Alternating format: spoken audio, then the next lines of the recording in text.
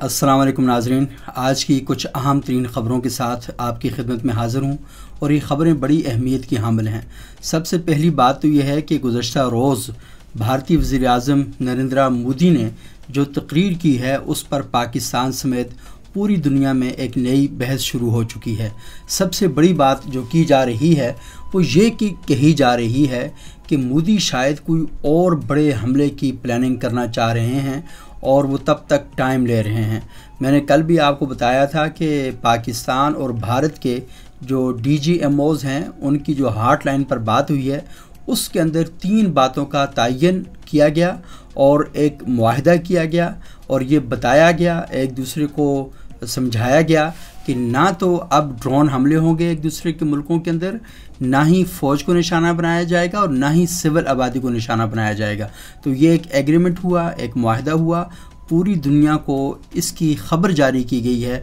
और अगर इसके बाद अगर कोई जंग छिड़ती है तो फिर इसका मतलब ये है कि जनाब मोदी ख़ित्ते में कुछ और करना चाह रहे हैं। और जनाब मोदी ख़ित्ते में क्या करना चाह रहे हैं, वो असल में हिंदुस्तान की तारीख़ के हवाले से अपना कोई नाम बनाना चाहते हैं, अपना कोई मकाम बनाना चाहते हैं। और वो ये सोचते हैं कि भारत के चेहरे से जो सेकुलरिज़म का चेहरा है उस नकाब को खींच डाला जाए, उस नकाब को नोच डाला जाए और उसकी जगह वहाँ पर हिंदुत्व का जो चेहरा है वो दिखाया जाए और ये बताया जाए कि पूरी दुनिया में भारत जो है वो हिंदुत्व का प्रचार करने वाला मुल्क है और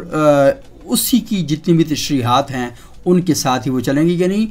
मोदी जी भारत का पूरा चेहरा बदलना चाहते हैं, उसका पूरा यूनिफॉर्म बदलना चाहते हैं, उसका पूरा आइन बदलना चाहते हैं, उसका पूरा मिजाज बदलने का इरादा रखते हैं। और ये कुछ उनके आमाल में भी नज़र आ रहा है और उनकी तकरीरों के अंदर भी सारी चीज़ें दिखाई दे रही हैं। और उसकी जो बेसिक इंस्पायरेशन है वो कहाँ से आ रही है, वो आ रही है इज़राइल से। इज़राइल जैसे पूरी दुनिया में सेहूनी डॉक्ट्राइन के साथ अपनी रियासत को कायम किए हुए बैठा है, तो ठीक उसी तरीके से मोदी की इंस्पायरेशन भी इज़राइल है। और वो इज़राइल जिस तरीके से अपने मुखालफिन को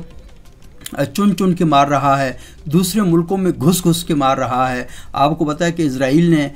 मुत्तहिदा अरब अमारात में होटल्स में घुसकर लोगों को मारा, इसी तरीके से ईरान के अंदर घुस के मारा, लबनान के अंदर घुस के मारा। तो ठीक यही वाला काम मोदी जी भी कर रहे हैं। कनाडा के अंदर अपने मुखालफिन को घुस घुस के मार रहे हैं, कतर के अंदर जाकर मुखालफिन को घुस के मार रहे हैं। और फिर ठीक वो वाला काम जो इज़राइल करना चाहता है और आज इज़राइल कर रहा है गुज़श्ता काफ़ी अरसे से, तो वो भी आप देख लें कि किस तरीके से फ़लस्तीनियों पर ज़िंदगी तंग करके रख दी गई है और फ़लस्तीनियों के लिए तबाही, बर्बादी, हलाकत का जो भी नया सूरज तुलू होता है फ़लस्तीनियों के लिए ये सारी चीज़ें लेकर आता है। तो मोदी जी ये सारा काम कश्मीरियों के साथ कर रहे हैं और वहाँ पर जब फ़लस्तीनी मुज़ाहमत की बात करते हैं तो फ़ौरी तौर पर इज़राइली रियासत कहती है कि ये दहशतगर्द हैं, ये टेररिस्ट हैं, एक ऐसा मुकदमा लेकर आ जाती है। तो यहाँ पर भी जब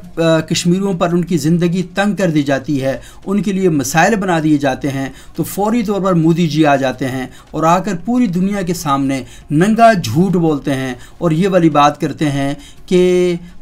ये जो कश्मीरी हैं ये अस्करियत पसंद हैं, ये शिद्दत पसंद हैं, ये दहशतगर्द हैं। फिर इस तरह की जो बातें हैं मोदी जी वो करना शुरू हो जाते हैं। और इन सारी जो चीज़ें हैं इनका जो नतीजा है वो क्या निकल रहा है, वो ये निकल रहा है कि कश्मीर के अंदर भी और फ़लस्तीन के अंदर जहाँ पर इज़राइल वहाँ पे जुल्म कर रहा है, यहाँ पर भारत जो है वहाँ पे जुल्म कर रहा है। सोसाइटी बहुत ज़्यादा तकसीम होती जा रही है और इस वक्त सूरत हाल ये है कि दुनिया का चेहरा टोटली बदल चुका है। आपको पता है अभी एक नई किताब आई है, मुझे राइटर का नाम उनका भूल गया, वो असल में कि आफ्टर दी गज़ा, यानी गज़ा के बाद जो दुनिया होगी वो कैसे होगी, कश्मीर के बाद ये जो सब कॉन्टिनेंट है ये कैसा होगा। तो ये सूरत हाल बनी हुई है और वहाँ पर आप देख रहे हैं कि आलमी बरादरी खामोशी की चादर ताने ओढ़े सो रही है और उसके हवाले से कोई बात नहीं कर रही। और यहाँ कश्मीर में जो जुल्म हो रहा है, जो तशद्दुद हो रहा है, जो बर्बरियत हो रही है, उस पर भी आलमी बरादरी बिल्कुल खामोश बैठी हुई है। और इसी वजह से फ़लस्तीन के अंदर भी जदोजहद जारी है और कश्मीर के अंदर भी जदोजहद जारी है। और जब उस जदोजहद میں تھوڑی سی شدت آتی ہے تو فوری طور پر اسرائیلی سرکار، نتن یاہو کی سرکار اور مودی کی سرکار دہشت گردی کے نعرے لگا کر ان کو دبانے کی کوشش کرتی ہے، اور جب وہ نہیں دبتے تو فوری طور پر جو اڑوس پڑوس میں ممالک ہیں ان کے اوپر الزام لگانا شروع کر دیتی ہے۔ اصل میں اس دہشت گردی کے پیچھے وہ ہیں، ٹھیک جس طرح پلوامہ حملے کے بعد ہوا،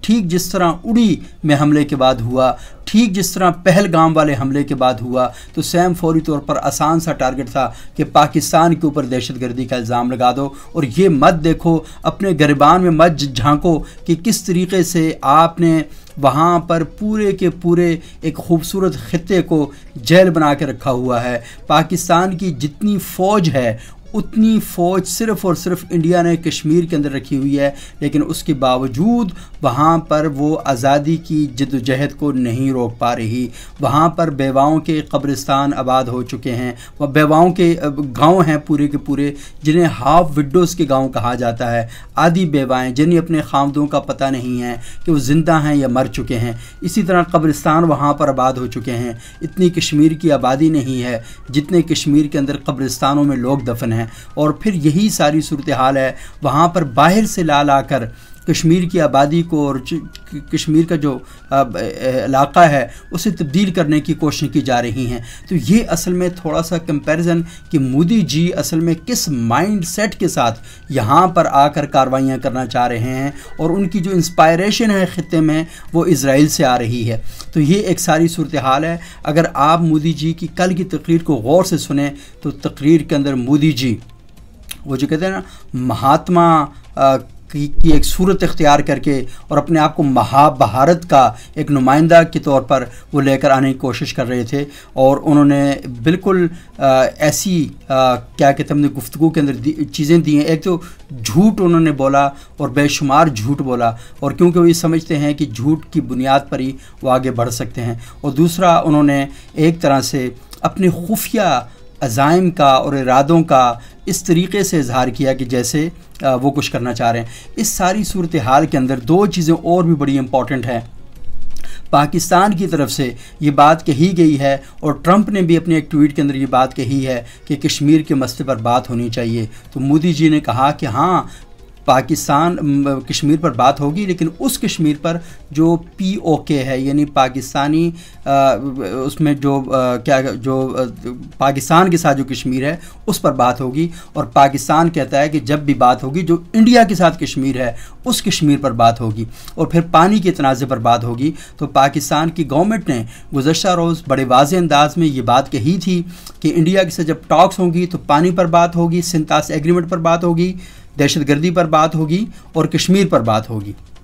تو یہ اصل میں بون آف کنٹینشن ہے، تنازع کی بنیاد یہ ہے، تنازع کی جڑ یہ ہے۔ تو جب تک ان ایشوز کو حل نہیں کیا جائے گا چیزیں آگے نہیں بڑھیں گی۔ اور آپ چیزوں کے حل کے بارے میں ذرا دیکھیں کہ اقوام متحدہ کی قرارداد ہے کہ کشمیریوں کو حق استصواب رائے دیا جائے، انہیں ووٹ کا حق دیا جائے کہ وہ پاکستان کے ساتھ رہنا چاہتے ہیں یا کشمیر کے ساتھ رہنا چاہتے ہیں یا انڈیا کے ساتھ رہنا چاہتے ہیں۔ تو اس اقوام متحدہ کی قرارداد پر انڈیا عمل درآمد نہیں ہونے دے رہا، یعنی انڈیا عالمی جو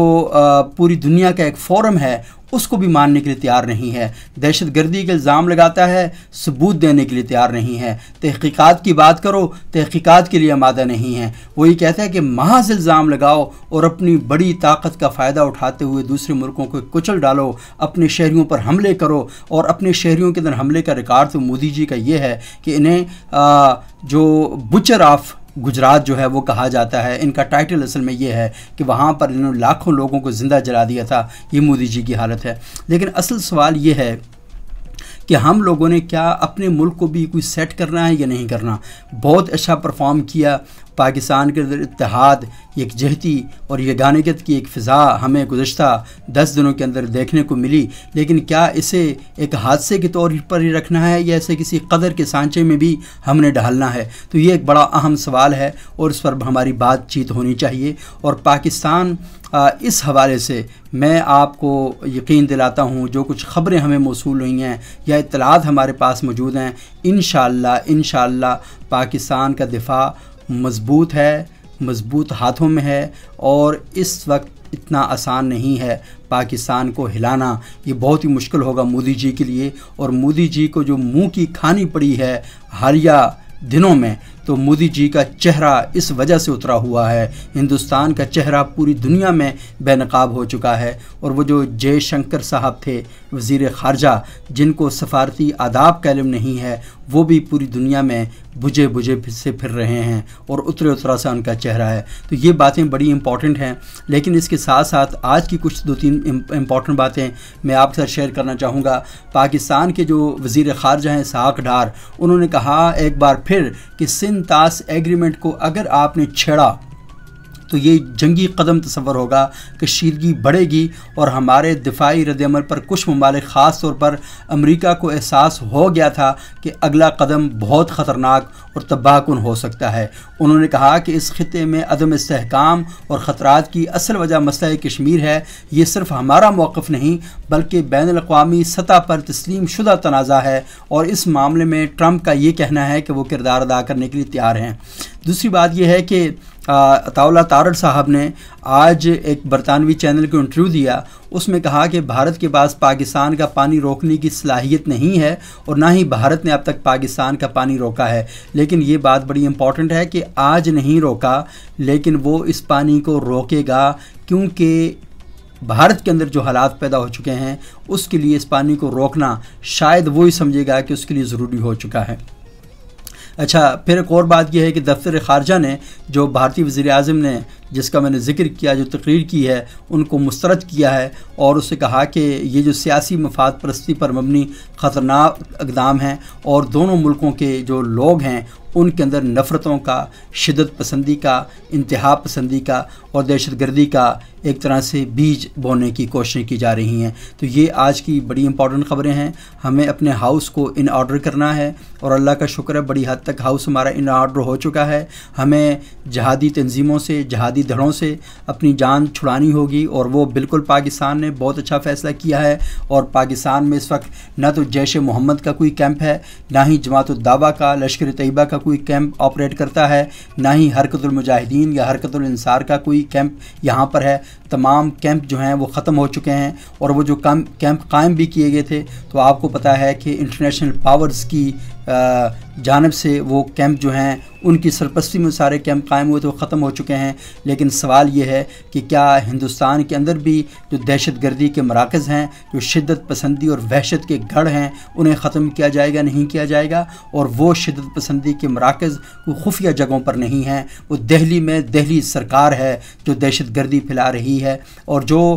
کیا کہتے ہیں کشمیر کے اندر دہشت گردی کر رہی ہے، اور اس کشمیر کی دہشت گردی کی وجہ سے جو ایک ہوتا ہے نا کہ اسٹیٹ اسٹرکچرل دہشت گردی جو ہے وہ گورنمنٹ کی طرف سے وہاں پر ہو رہی ہے، اور اس کے رد عمل میں اگر کوئی آواز اٹھتی ہے تو پھر فوری طور پر یہ الزام لگا کر اس آواز کو دبا دیا جاتا ہے کہ اس آواز کے پیچھے پاکستان ملوث ہے، یا اس آواز کے پیچھے اس مظلوم کی حمایت میں کھڑے ہونے والے لوگ جو ہیں وہ انوالو ہیں۔ تو یہ دونوں چیزیں اکٹھی نہیں چل سکتی۔ اگلے پروگرام تک کے لیے اجازت دیجیے گا، بہت شکریہ، اللہ حافظ۔ چینلز کو ضرور سبسکرائب کریں۔